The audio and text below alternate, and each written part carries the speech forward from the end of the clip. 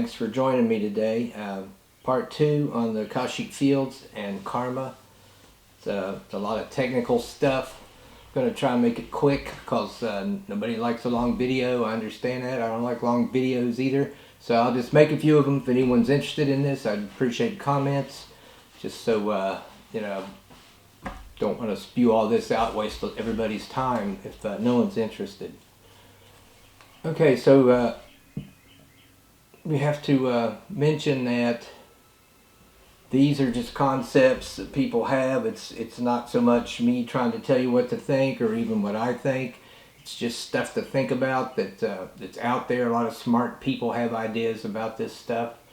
So without any more ado, I'm going to go ahead and start on the actual content here.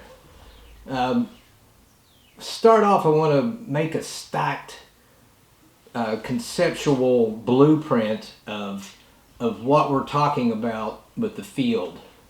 Okay, so Einstein gives us E equals mc squared, which tells us that energy and matter are interchangeable. It's that everything basically is made out of energy. So we got that there. Energy is the basis of this. So we stack on top of that what Tesla talked about when he said energy, vibration, and frequency will teach us the secrets of the universe. Pretty bold, suggestion, but keep it in mind. The last part of this is that frequency determines the nature of matter.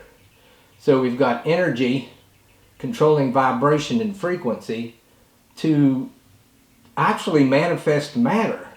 So that sounds like, it sounds like God power, but that's the way they're breaking it down in a couple different references I see. So you might be wondering, what's that got to do with the Akashic Record? Well, there's one more thing. A theory that's pretty much been proven now, quantum entanglement, which has to do with particles being connected through time and space. If you affect one, you affect the other. It could be the basis for all the connection that we share through this Akashic field, per se. So, the record is similar to a computer hard drive. In a way, in this case, energy and all matter comprise the hard drive itself.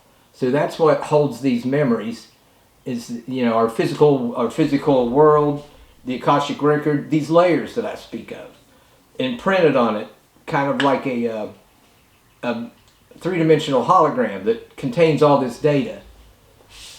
So, for lack of a better analogy, that's the best I can explain. I'm sure if you guys are interested, you'll look into it more. This hard drive apparently has an intelligence. It's self-organizing. We see that in the structure of DNA. Some force is consciously changing DNA, and then that's another thing. It's like a forward-thinking agenda as we watch these things happen. We have evolution, mutations. Something has an agenda. I don't know. I don't know what's going on there. I don't think anyone knows, but I see a lot of speculation about it. To continually keep all this going, so, I'm thinking that whatever this intelligence is has some kind of a power source to enable it to actually do that. And locally, it would have to be something like 0-point energy that's being manipulated for what we see, what we feel, everything we know. It's kind of mind-boggling to think it's so close to the Matrix, really. And all this just so we can have tomorrow again and again. For what? Yeah, I get that. I want to read a page for you here. This still has to do with matter and organization. Matter is organized within fields of energy. The field of gravity organizes life forms to grow in an upward direction. Magnetic fields magnetize particles along lines of force. Frequency can be coded on carrier waves within an energy field the way a radio station codes frequency of its programs on radio waves. Another example is the way cell phones code your conversation on microwaves and send them through space. Can our understanding of energy fields, frequency explain the Akashic Record? Well, some people say yeah. For what I guess what that really means is energy is converting matter to energy and back again to get this intelligence and this result, and that's part of the agenda. So I want to throw in Edgar Casey again. Mentioned him in the first one. He's another real good example of accessing this data. It's just amazing the things he did and the people he helped. Got another spot I'd like to read for you here. This part goes into accessing the records as we talked about in the last one. We'd get back to it, so I'm going to try and touch on that some quickly as I can here. Each of us has access to the records that we participate in creating it. It requires a certain amount of spiritual discernment.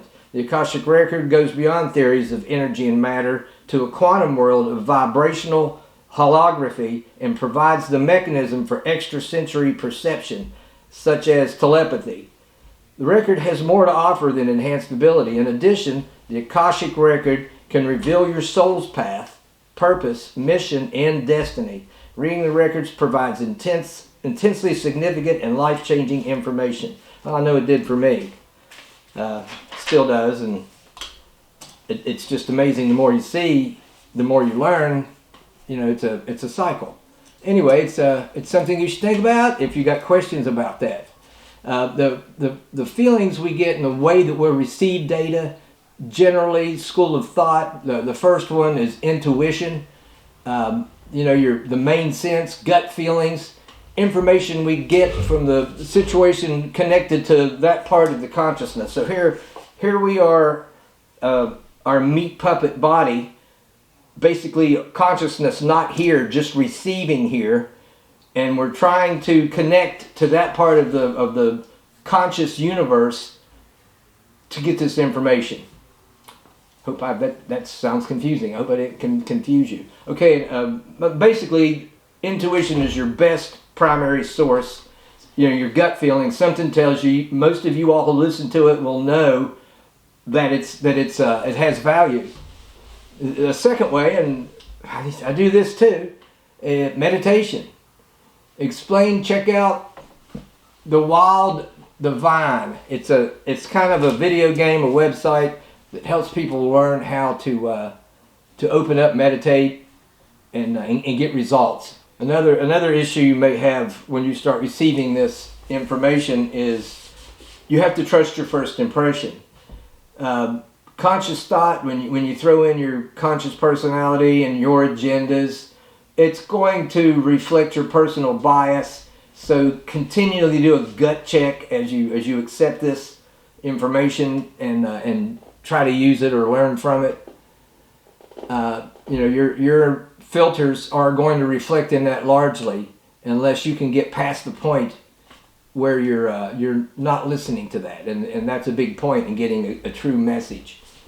So, like we mentioned, the Akashic Records are a three-dimensional holographic imprint in a field of energy that's superimposed, actually a part of, and probably even giving directions to our physical world. Anytime we follow our intuitions, we are actually following the record, the advice of the Akashic Records, which is something we can pretty much access anytime, and it's a lightweight access to that. An intermediate level, a second level, has this possibility of witnessing past, present, or future events, dreams, procedure, or some kind of protocol is generally needed to get these, and meditation is one of those, dreams, sleeping, contemplation, or you may simply have a talent for it, and if you do, you know you do, and you either run from it or embrace it. Learn a little bit more about it. It's a gift. It's a tool. And then the third level of access, I guess the top secret access, allows to read past lives, soul purpose, even your future destiny. I mean, I guess that's totally blown wide open, but I wouldn't know because I'm not there for sure. And I guess we have to have some kind of a spiritual principle or natural ability, intervention by spirit guides, something traumatic to get that information. Not to mention it's always need to know.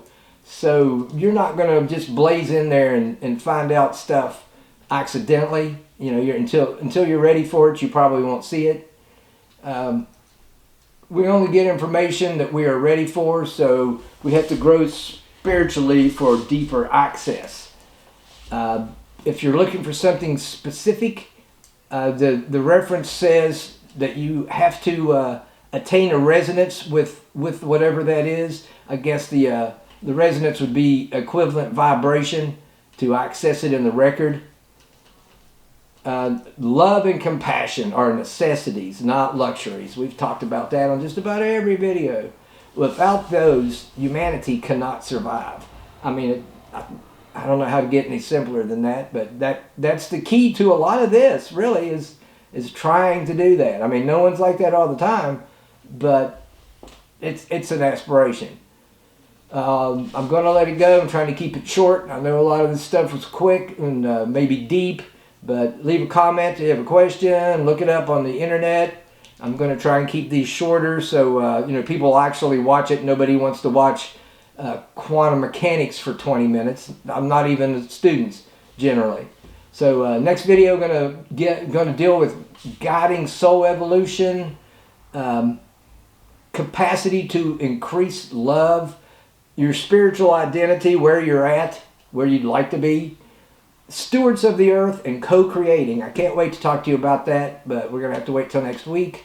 Thank you very much for joining me. I hope you enjoyed it. Please leave comments, like, subscribe. It helps support the channel.